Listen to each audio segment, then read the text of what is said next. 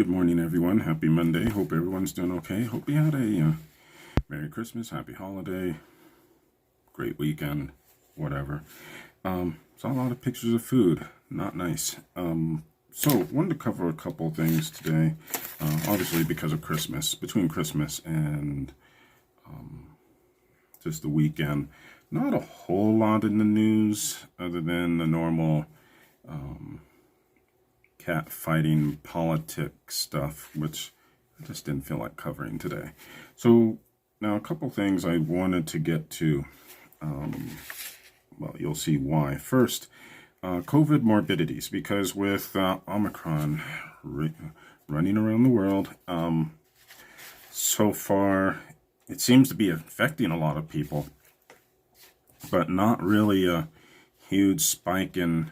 Well, let's put it this way. The news these days loves to focus on negative events. So it would seem that if there was a huge spike of, say, hospitals overwhelmed and death, I think you would be seeing that in the news by now. Now, that's not to say that local areas might not be seeing something different, but let's face it, the news has been focusing on cases, which now that a lot of people in a lot of countries are vaccinated or just plain healthy, doesn't mean a whole lot. If you get sick, if you catch the thing, I should say, but you don't get sick because you're like, ooh, it's just a small cold, or you don't notice it at all. It doesn't matter that you caught it as long as you don't end up in the hospital. In fact, the symptoms, I think that the symptoms overall aren't that bad, because you even had LeBron James posting a meme, one of those Spider-Man memes where you have three of the Spider-Man and one's labeled COVID, one's labeled cold, the other is labeled flu, and they're all pointing at each other, because the symptoms for, like if you look at, there was a chart of the, there was a meme, I should say, a meme of a chart of the Omicron, the predominant Omicron symptoms. And they look exactly like the symptoms that you'd have if you just had a normal cold. And the bottom of the meme were I don't know what cartoon this was, but the caption was, well, that's just a cold with extra steps. And so I think, again, I think that if there's a spike in serious illness or death, the news, given that it just loves to cover this stuff, would be focusing on that. And the fact that we're only hearing about cases and, oh, cases are sweeping the nation. Well, okay, what else is there? So, I don't know. And again, it doesn't mean that there isn't interesting stuff happening in local jurisdictions, but I think it's telling. So, speaking of which, comorbidities, because linking in with the unintended consequences, which I've been covering on and off for the past almost 2 years now.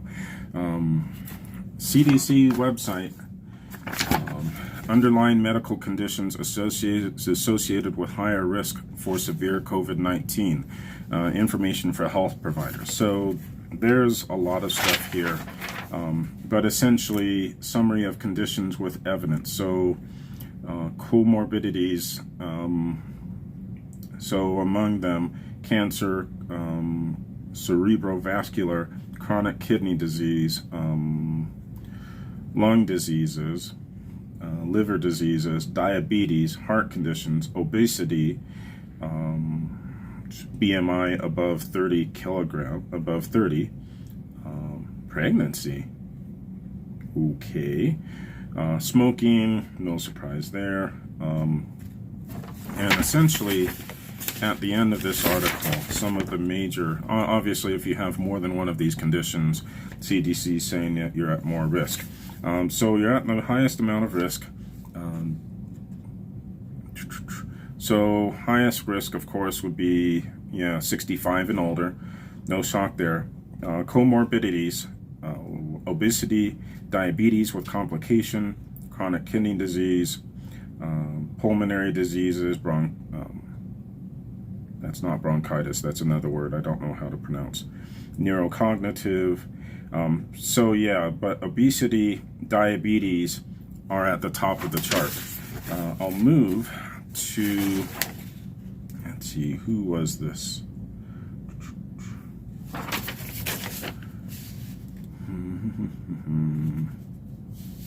think this was U.S. News and World U.S. News and World Report.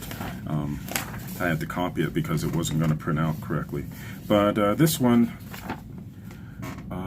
high blood pressure, obesity at most common comorbidities in COVID-19 patients. So, yeah, you can find that. It's by Caitlin Newman, so you can probably find that. I apologize for that. So, what it's saying, here we go. High blood pressure, obesity, and diabetes were most common comorbid conditions among more than 5,000 coronavirus patients in New York and nearby areas, a new study shows. So here are the details. Among 5,350 patients who presented with a comorbid condition, more than 3,000, or 57%, had high blood pressure, while 41.7% were obese and 33.8% had diabetes, according to the study. So yeah, essentially, and this was something that I'd heard actually fairly recently off of Breaking Points, where they were citing a study that the COVID virus seems to attack fat cells. And so you have multiple studies, including from the CDC, saying that if cardiovascular disease, which include high blood pressure, diabetes, being overweight, which would be obesity, are at the lead of, and of course cancer, stuff like that. So serious disease, being overweight, cardiovascular, is either puts you at higher risk and or higher risk of dying. Especially if COVID attacks fat cells. So that, what problem do we have here in the U.S.? Well, something like 40 to 50% of people in the U.S. are overweight or even obese. I think I think that number goes to something like 60% when you look at young adults.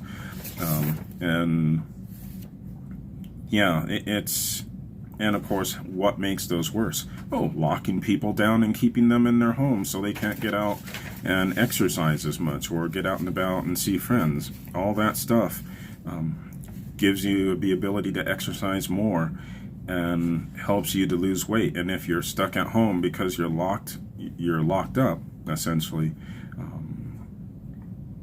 And I want to say that the average number of pounds gained by Americans, it was another study, I want to say it was 10 or 15 pounds in the past year and a half was the average amount of weight that the average American has gained. So if you're gaining weight and COVID attacks fat cells, and those who are more likely to die of COVID are obese, overweight, whatever, that seems like a good reason to try to get people out and get them back into health. But yeah, we'll see when politicians start waking up about that, because again, maybe you want to have medicines, vaccines, whatever, but you can be overweight and maybe you're obese enough that kind of cancels out the positive effects of the vaccine or what health you do have. I don't know.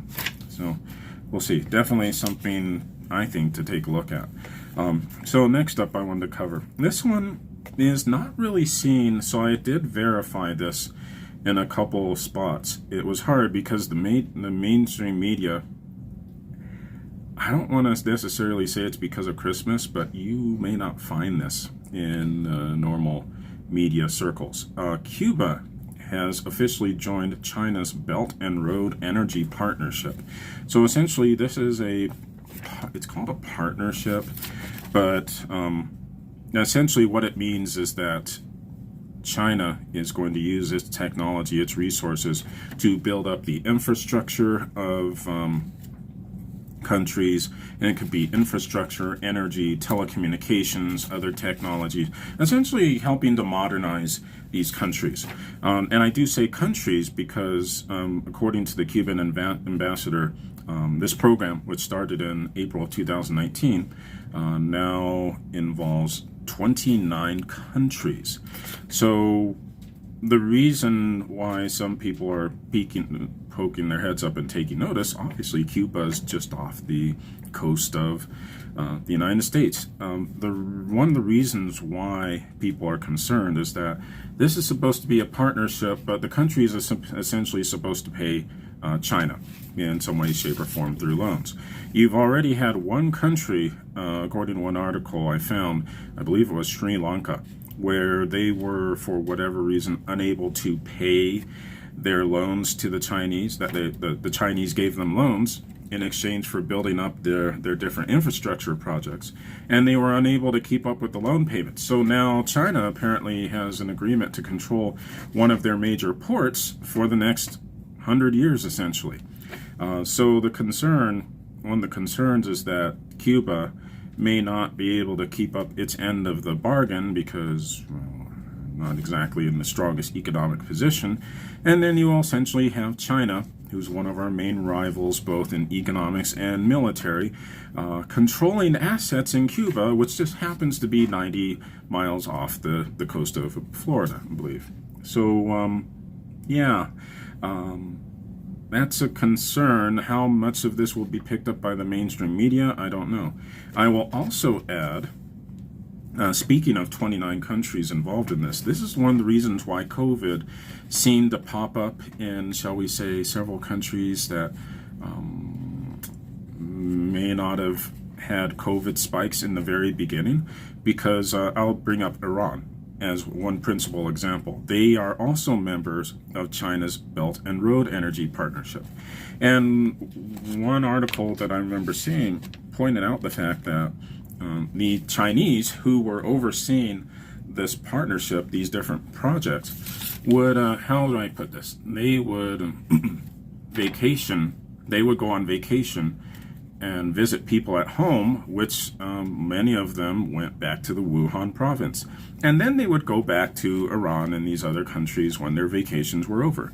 So in the beginning, when COVID started to spread, like for example, Iran took a big hit. Several members of their, I guess it's parliament, fell ill. One person literally killed over, I think on camera, I believe. But you had a lot of countries that saw COVID spikes in the beginning, and people were like, how did this happen? These countries people don't normally travel back and forth to China. What's going on? And then it was discovered that China had personnel in those countries due to the Belt and Road Energy Partnership. So that was one of the reasons why COVID initially spread.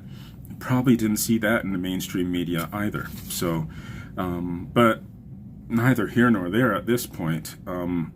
Especially now that we're halfway through the freaking Greek alphabet. But yeah, what will happen if Cuba is not able to keep up its end of the agreement on the Belt and Road Energy Partnership? Well, you might see China controlling assets, lands, or ports 90 miles off the U.S. coast. I got to say one thing for the Chinese, they do very well at planning for the long term, and they are being quite devious in this. They already have that one port, and I believe it's off the coast of South America, where they're expanding the port and will be adding the ability to refit military vessels, in addition to taking care of its civilian transports. So, yeah, they're definitely making inroads to overtake the U.S. as the global dominant power. If things do not change here soon, there's something, I don't remember the exact name, I think it's called I can't even pronounce it, Thucydides trap. Essentially it means that when you have a rival power getting to the point where they're about to overtake a dominant power, that you may have military conflict. And it's not to say that you will have military conflict between China and the U.S., but I think if the U.S. does not keep shall we say, pushing forward, then you may see an economic conflict of sorts as China attempts to take up a global position on the world. What has often been the case, especially, and this was the big thing in 2008, I think I've told this story before, where obviously the global financial markets were about to come apart, and questions that I had from several people, from investors, I was in a call center, was that, well, China owns a bunch of our debt. What if they recall our debt and destroy our economy? Which I guess they technically could. If they couldn't destroy our economy, they could at least rattle the markets quite a bit. And the response that I had, and this was based on information that I had from the analysts that I worked with at my former company, my response was, if they destroy our economy, who's going to buy all of their stuff?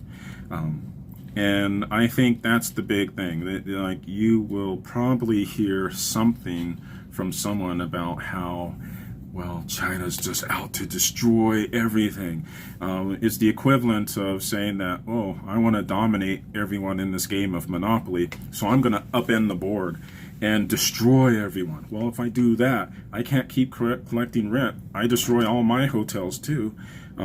It hurts me as much as the game ends. You don't win the game by destroying the board. And so that's what I would have all of you consider. Again, I could be wrong, of course, but my expertise would say, and based on what I know, I'd say if China does anything weird, it's going to be for the end goal of dominating the world markets, not destroying them. If they destroy our economy and Europe's economy, there go their two biggest trading partners. That doesn't do them any good. So I think that's what they're after. They're after domination, not destruction. But who knows what chaos will be caused along the way. All right, y'all take care. Have a great Monday, and I will see y'all soon.